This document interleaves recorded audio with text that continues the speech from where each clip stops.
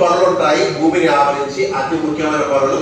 ఈ 2 పొరలు ఏమంటే మొదటిది వచ్చేసి మనకు ట్రోపోస్ఫియర్ అంటాం, రెండోది వచ్చేసి స్ట్రాటోస్ఫియర్ అంటాం. ఓకే, ఇది ఇక్కడ ఉండేటువంటి భూమి యొక్క పొరలు అన్నమాట. ఇక్కడ ఇది భూమిని ఆవరించి ఉండేటువంటి పొరలు అన్నమాట.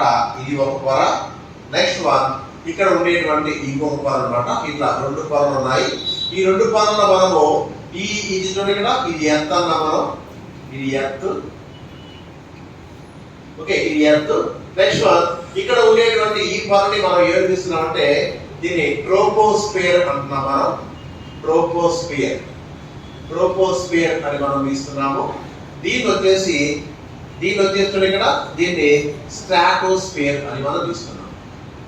స్ట్రాటోస్ఫియర్. ఇట్లా భూమిని ఆవరించి 2 పొరలు ఉన్నాయి, ట్రోపోస్ఫియర్, స్ట్రాటోస్ఫియర్.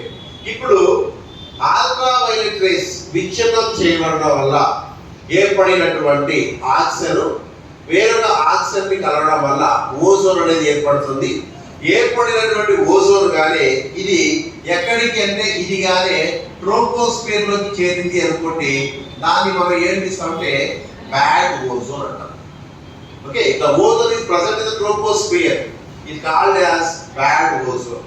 మామూలుగా మనం చెప్పినప్పుడు మనం గ్రీన్ హౌస్ గ్యాసెస్ లో ఓజోన్ కూడా తక్కువ పరిమాణంలో ఉంటుంది అన్నమాట. ఓకే, ఓజోన్ కూడా చాలా తక్కువ పరిమాణంలో ఉంటుంది ఎక్కడంటే ట్రోపోస్ఫియర్ లో. ఇప్పుడు ఇక్కడికి ఈ బ్యాడ్ ఓజోన్ వచ్చేసి ట్రోపోస్ఫియర్ లో చేరింది. ఓకేనా, అది కూడా ఓజోనే. అది అంటే ఏంటి, వాతావరణం యొక్క పొరను బట్టి దాని పేరు మారుతుంది. అది ట్రోపోస్ఫియర్ లో అంటే బ్యాడ్ అంటున్నాము, స్ట్రాటోస్ఫియర్ లో అంటే గుడ్ అంటాం. ఓజోన్ అనేది బ్యాడ్ కి గుడ్ కి ధర్మం అనేది ఏమి మార్పు చెందదు, అది ఒకటే. సో ఇక్కడ మనకు ఈ ట్రోపోస్ఫియర్ లో ఉండేటువంటి బ్యాడ్ ఓజోన్ కానీ పీల్చారనుకోండి ఏమవుతుంది అంటే పురుషులకు వచ్చేసి శ్వాస సంబంధమైనటువంటి సమస్యలు ఏర్పడుతుంటాయి. Okay, respiratory problems. The males are suffer with the respiratory syndromes. వీళ్ళు శ్వాస సంబంధ వ్యాధులతో బాధపడుతుంటారు. అదే ఈ బ్యాడ్ ఓజోన్ గానే స్త్రీలు గానే గ్రహిస్తే ఏమవుతుంది అంటే వీళ్ళు బ్రెస్ట్ క్యాన్సర్స్ తో సతమతం అవుతుంటారు. The suffer with the breast cancers in the observing more about of bad ozone. అదే వీటిని గానే పంట మొక్కలు గ్రహించాయనుకోండి, ప్లాంట్స్, వీటి కానీ ప్లాంట్స్ కానీ గ్రహించాయనుకోండి, అవి ఏమవుతాయి అంటే త్వరగా ఎండిపోవడం జరుగుతుంది. They becomes to dry and the absorbing of bad ozone. ఇది బ్యాడ్ ఓజోన్ వల్ల కలిగేటువంటి నష్టం. సో అలా కాకుండా గుడ్ ఓజోన్ అన్నాం. గుడ్ ఓజోన్ అంటే ఏంటి అంటే మనకు ఒకటే గుర్తనమాట. గుడ్ ఓజోన్ అంటే ఓజోన్ అనేది ఎక్కడ అంటే స్ట్రాటోస్ఫియర్ లో గానీ ఉంది అనుకోండి, దీన్ని మనం గుడ్ ఓజోన్ అని మనం పిలుస్తున్నాం. దీన్ని ఇక్కడ ఉంటే ఎందుకు గుడ్ ఓజోన్ అని మనం పిలుస్తున్నాం అంటే మామూలుగా సూర్యుడి నుంచి వచ్చేటువంటి కాంతి కిరణాలలో అతి తక్కువ తరంగ దైర్ఘ్యం కలిగి ప్రమాదకరంగా ఉండేటువంటి కిరణాలని మనం అల్ట్రా వైలెట్ రేస్ అని మనం తీస్తాం. ఈ అల్ట్రా వైలెట్ రేస్ యొక్క తరంగ దైర్ఘ్యం ఎంత ఉంటుందంటే 100 నుంచి 300 నానోమీటర్లు ఉంటుంది. The wavelength of the ultraviolet rays 100 to 380 nanometres. Okay, ఈ తక్కువ తరంగ దైర్ఘ్యం కలిగి ఉండేటువంటి అంటే 380 నానోమీటర్ల కన్నా తక్కువ తరంగ దైర్ఘ్యం కలిగి ఉండేటువంటి ఈ అల్ట్రా వైలెట్ రేస్ రెంటివి మానవునికి అత్యంత ప్రమాదకరమైనవి. ఓకేనా, మానవునికి అత్యంత ప్రమాదకరమైనవి. అందుకనే వాటి యొక్క తరంగ దైర్ఘ్యాన్ని బట్టి మనం ఈ అల్ట్రా వైలెట్ రేస్ ని 3 రకాలుగా మనం పిలుస్తున్నాము. ఓకేనా, అవి యువిసి అని, యువిబి అని, నెక్స్ట్ వన్ యువిఏ అని మనం పిలుస్తున్నాం.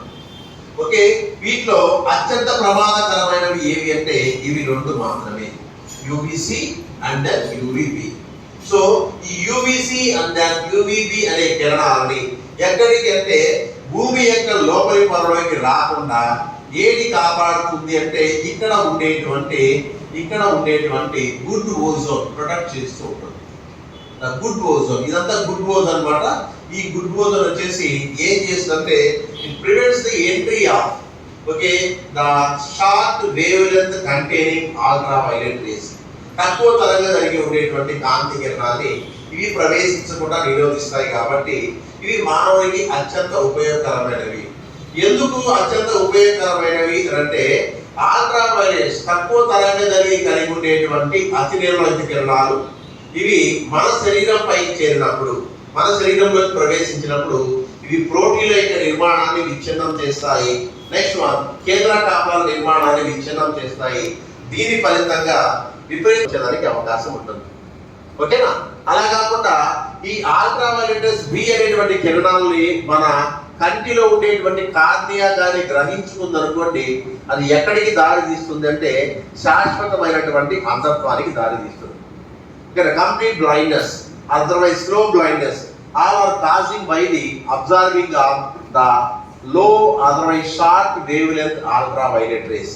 కాబట్టి అటువంటి అతి నీలలోహిత కిరణాల నుంచి ఓకే మనల్ని, జంతువుల్ని, మొక్కల్ని ఇవి కాపాడుతుంటాయి. కాబట్టి ఓకే ఇది దేని వల్ల మనకు అంటే ఇది